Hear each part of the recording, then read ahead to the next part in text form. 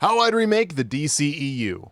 Grodd is then imprisoned by Flash, where he is eventually set free by members of the League of Assassins and a hulking zombie, where many guards were also hit by red lightning.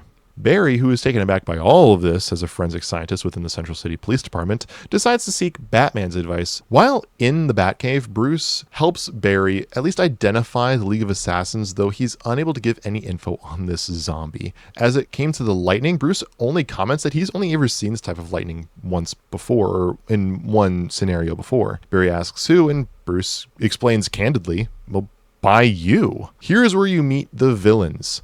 Gorilla Grodd, Solomon Grundy, who is the zombie, Lex Luthor, Ra's al Ghul, Cheetah, and Professor Zoom, and finally, the leader of this team, Vandal Savage.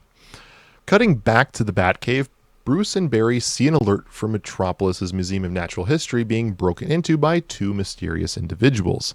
Flash and Batman leave for Metropolis and rendezvous with Superman at the museum. The two intruders are winged, clad in gold with feathered helmets, masks, wielding maces. After calming down, the two intruders introduce themselves as Carter Hall and Shira Saunders, the Hawkman and Hawkgirl. The League then calls the rest of the League, Wonder Woman, Hal Jordan, Aquaman, and Shazam, and the 9 heroes meet in the Watchtower. They believe they actually found a way to imprison him indefinitely, allowing them to live their life in peace for the first time in history. To do so, they would need a part of the meteorite that had landed near Savage thousands of years ago, which gave him his abilities. The team then begins constructing what they can of a prison. Savage feigns an interest in finding the crater, and while keeping an eye on who he deems as threats to his plan that he can manipulate. We would eventually find out that Savage's plan is to use the abilities of Grodd, Cheetah, Thawne, and Grundy to attack the JLA and keep them at bay while using the resources of Ra's and Lex to fund his endgame, attracting another meteorite to Earth, not only to give immortality, or not just to give immortality, but to send the world back to the Stone Ages and restart civilization,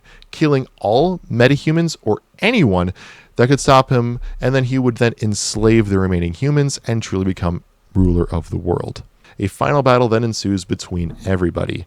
Ra's uses the League of Assassins to cover up his escape right away, but Lex, Cheetah, Grodd, and Zoom are all fueled by their shared hatred for their respective hero and stay to attempt to kill or at least torment them.